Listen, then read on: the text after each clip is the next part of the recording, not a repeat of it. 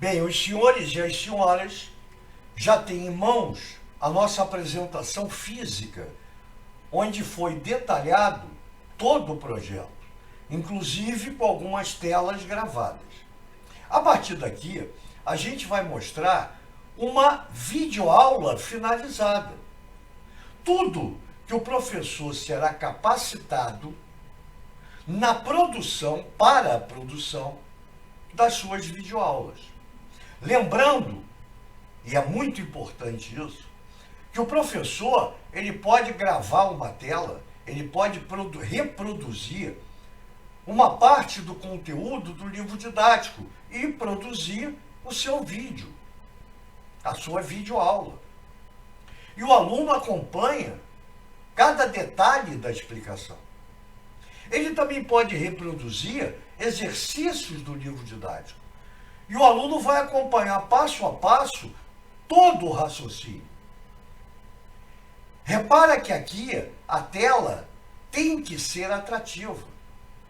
A gente tem que fazer de tudo para, primeiro, prender a atenção da criança. A partir disso fica mais fácil a criança entender, a criança começar a se interessar pela videoaula, porque ela vai acompanhar todo o desenrolar do raciocínio. Ela vai acompanhar a voz do professor, cada detalhe da explicação.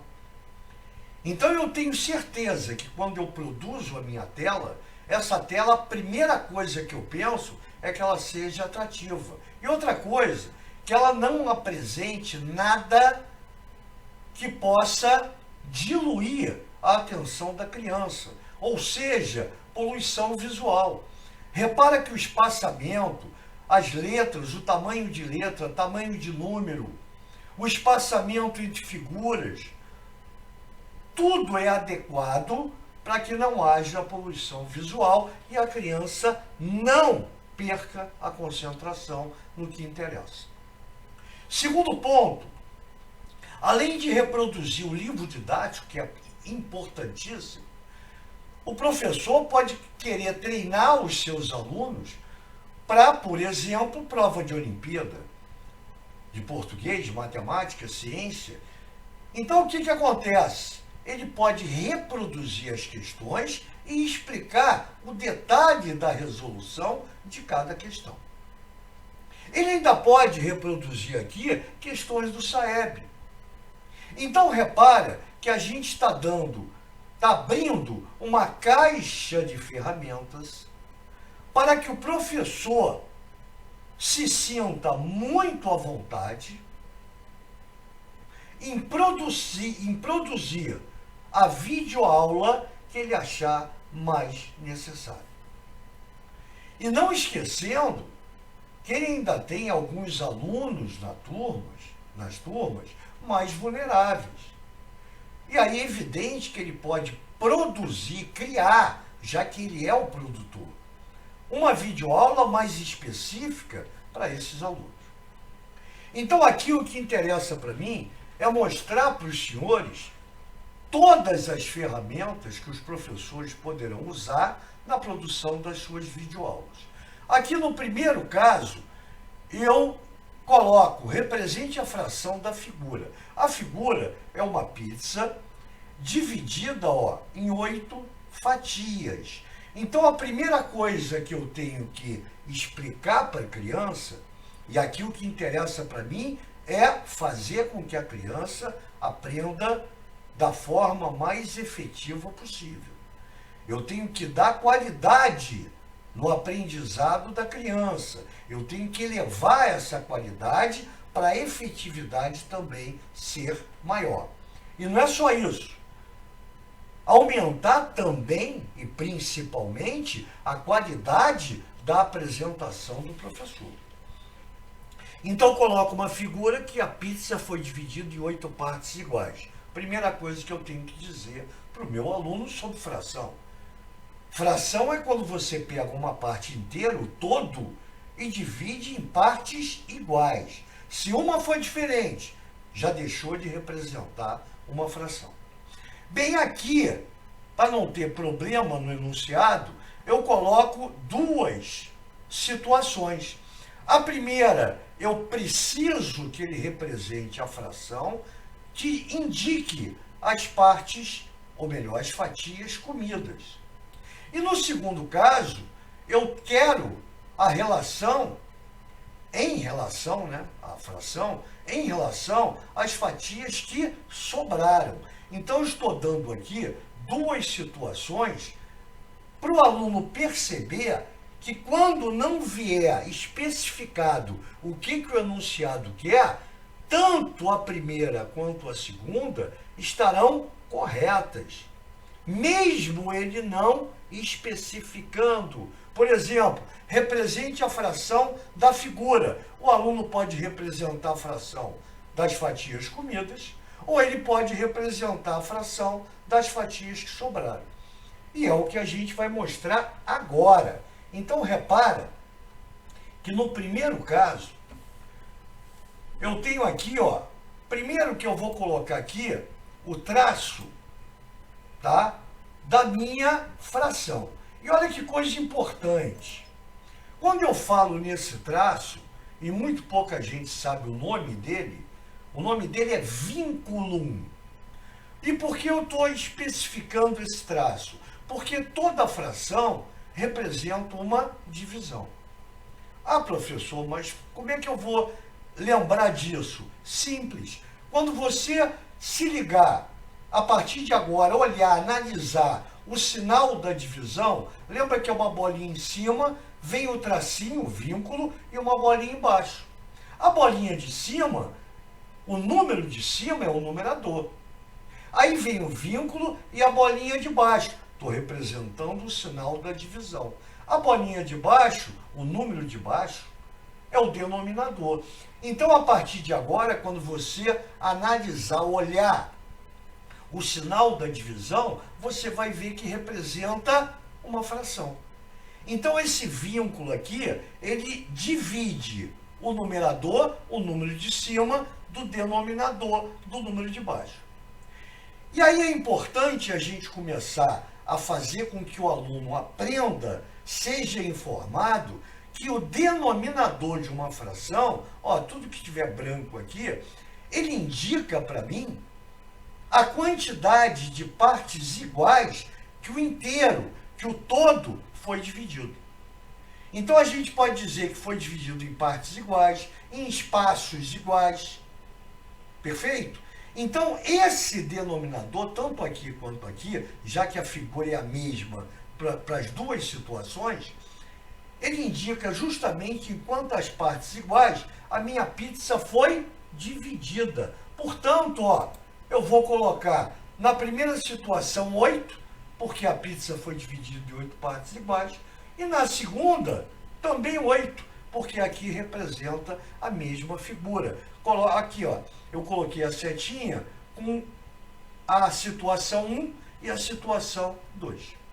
E qual a diferença entre elas? Uma que é a fração que represente as partes que foram tiradas ou comidas. Como eu tenho 3 partes, o que eu utilizei, o que eu pintei, o que eu tirei, o que eu comi, vai ser representado pelo número de cima da minha fração, que é o numerador. Então, aqui no caso, eu coloco 3. Por quê?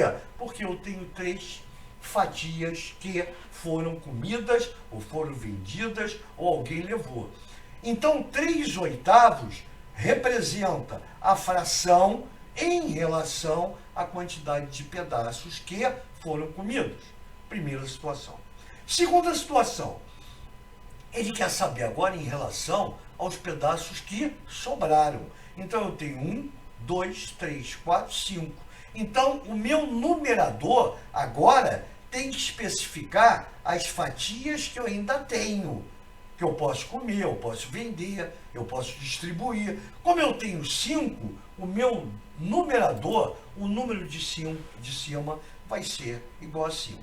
Então, na primeira fração, na primeira situação, eu tenho a fração de 3/8, na segunda situação, a fração de 5/8.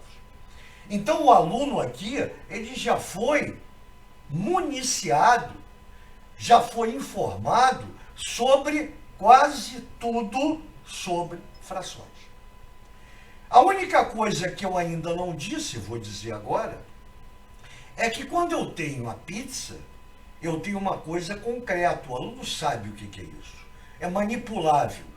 Quando eu mostro a representação da fração, número, isso aqui é uma coisa abstrata. Então eu estou transformando a pizza, o concreto, em abstrato. Número é abstrato. Quando eu venho para o lado de cá é o contrário. Eu dou a fração e quero que o aluno represente essa fração em desenho visual. Eu quero visual, eu quero concreto dessa fração. Então repara que o número de baixo, como aqui, vai indicar sempre a quantidade de partes iguais, de espaços iguais, que eu dividi o meu inteiro. Então, no primeiro caso, e a gente vai começar agora, eu vou ter aqui, ó, o meu retângulo. A fração que eu quero é 2/3. Como o denominador, o número de baixo é igual a 3, eu sou obrigado a pegar esse retângulo, que é o inteiro, é o todo, e dividir em 3 partes iguais. Está aqui, ó, 1, 2, 3. O numerador, o número de cima, está dizendo para mim, das 3 partes, quanto eu vou usar, quantas eu vou usar. Como eu vou usar 2, está em vermelho, porque eu vou pintar cada uma de vermelho. Muito show, né? E o aluno está acompanhando tudo isso. Ele está vidrado em tudo isso, porque ele nunca viu uma aula igual a essa. E lembrando, não é minha voz, que de repente espanta o aluno. É a voz de uma professora, uma voz mais suave, que ele está acostumado. No segundo caso, 3/5, ó, de novo, o número de baixo, o denominador, vai indicar em quantas partes iguais o meu retângulo, agora sim, vai ser dividido. Então, se eu tenho o denominador igual a 5, obrigatoriamente, eu vou dividir o meu inteiro, o meu todo, em 5 espaços iguais, em 5 partes iguais, em 5 quadradinhos iguais. Isso aqui é o denominador. Quando eu olho para o número de cima, verde, olha o papo, né, da atratividade da tela, e para o aluno se ligar no que está acontecendo, né, na resolução do problema, em cada detalhe, isso é fundamental. Eu vou ter que, dos 5 espaços, eu vou pintar 3 de verde. Então, tem o primeiro, tem o segundo e tem o terceiro. Essa é a representação, é o desenho que representa essa fração. Esse é o desenho que representa essa fração. E, finalmente, eu tenho a minha fração 4/6. Está aí o meu retângulo, porque é grandão, porque o número de baixo, o denominador, está dizendo que eu tenho que dividir esse inteiro em 6 partes iguais. E é o que a gente vai fazer agora, ó. 1, 2, 3, 4, 5, 6. O numerador em rosa está dizendo para mim que das 6 partes eu vou pintar 4 de rosa. 1, 2, 3, 4.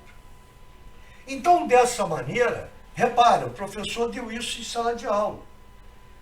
Claro que alguns alunos ficaram em dúvida. E ele passa o mesmo exercício que está no livro didático para casa. Se o aluno tiver dúvida, ele não tem com quem tirar. Porque a gente não tem certeza se o responsável tem formação adequada para ensinar o aluno. Já com a videoaula, o acesso à videoaula, que é 24 horas por dia, 7 dias na semana, qualquer dúvida que ele tiver, ele recorre ao vídeo. Ele pode, se ele não entender, reproduzir de novo, ele pode parar, ele pode adiantar. Ele tem acesso total a esse vídeo. E não beneficia só o aluno. O professor, como eu já falei, vai ter a qualidade da sua apresentação lá em cima. O sarrafo sobe. como consequência, você tem uma eficiência muito maior na aprendizagem do aluno. Então, ele beneficia o professor, o aluno beneficia o responsável, o professor tutor e o aluno mentor, que quando tiverem que explicar alguma coisa à criança, não vai ter aquele choque pedagógico, porque eles vão alinhar a sua explicação à didática do professor.